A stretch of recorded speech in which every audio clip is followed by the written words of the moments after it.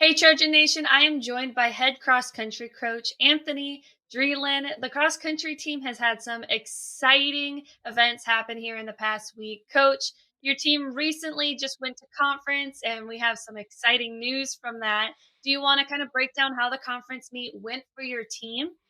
Absolutely. Yeah, it was a great meet. Both the men's and women's squads ran really well, and super proud of them. The men were able to win another conference championships, and so that was of course exciting, and we knew that was a strong possibility. And our women placed third in the conference, and really ran well. Had some nice PRs and progression there too. And so both squads. Really showed up and ran well on a cold and windy day up in Dickinson, and very happy for them and excited for them. For sure.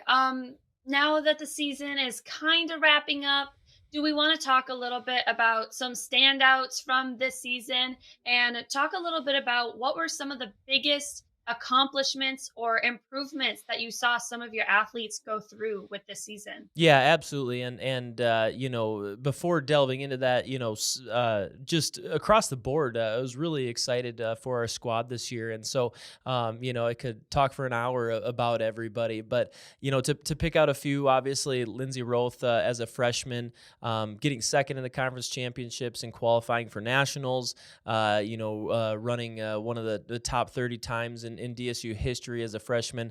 Really excited for her, obviously, to go down to nationals and see what she can do. And so she just had a great freshman campaign, and that was awesome to see as well. And Madeline Silva was our second runner most of the year, another freshman, and she hadn't run cross country in the past several years, and was just a track athlete. And so for her to be 12th in the conference, running under 20 minutes for 5K as a freshman was really cool to see as well. On the men's side, Cody Farland was able to win the individual title at conference, and obviously lead our team to the national championships. And he took a big step forward this year in his sophomore year here, running also a top 30 time in DSU history in the 8K, and he's got an outside chance to be an All-American in cross country this year. It's not going to be easy. It'll take probably another PR for him to do that. But just a really good step forward there in his progress here as well, and that was awesome to see. And quite frankly, the runners 2 through 10, 11, 12, even on the men's side, really was kind of bounced back and forth, and there's a lot of interchangeable athletes there. And so of course that group especially, I was really proud of it. And of course, for the national championships, we can run 7 athletes at nationals as we qualify for it as a team on the men's side.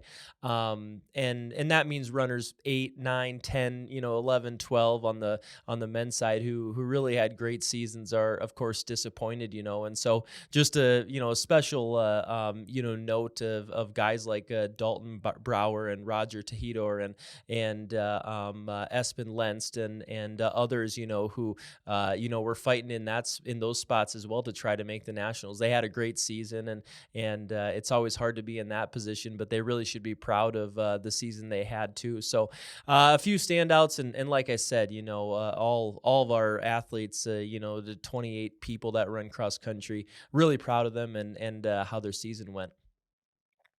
For sure. Now, coach, as you said, the men did qualify for nationals, which is really exciting. This is your fifth consecutive year of that. Can you break down some kind of itinerary and maybe some goals that you guys have at the national meet this year? Yeah, absolutely. So next Wednesday we fly out to Tallahassee, Florida, and the day before the meet, which will be Thursday, as we race on Friday, we'll go and see the course and check that out. It's a fairly fast and flat course, and so we'll get a chance to run around that and see what that's looking like.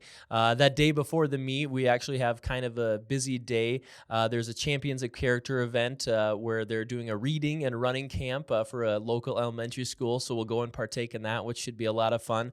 And then that evening, they're doing a banquet at the Florida State football stadium, actually. And so we'll go and have a meal there. And there's some sort of event for the NAI championships, too. So the day before the meet will actually be kind of busy as well, which will be nice. Keep our mind off of the race and just be able to relax and everything.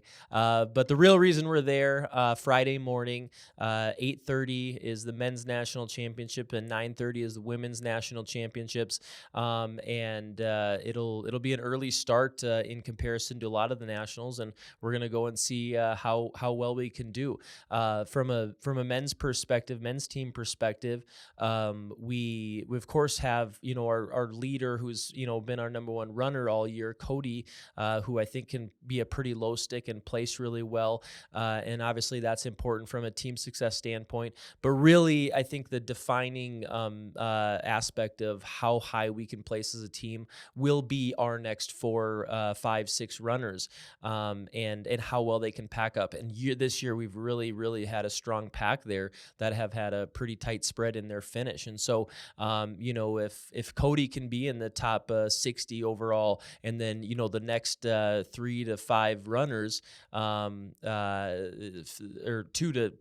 the next several runners, runners 2 through 5, 6, or 7 can be in that top 150 range. I think the men could place in the top 20 overall in the country, and so it'll be a high goal. It'll be tough to achieve, but it's something that I think we're ready and capable to do. And as far as Lindsay and her performance goes, I think with it being the course that it is, and it's a fast course, number one, try to shoot for a good PR, a personal best, gain that experience of running at nationals. And it's tough to be in the top 100, but I think she has the capabilities to do that as well. And so that's kind of what we're looking at, of course. And you got to go down there and race and compete, but that's something we're shooting for.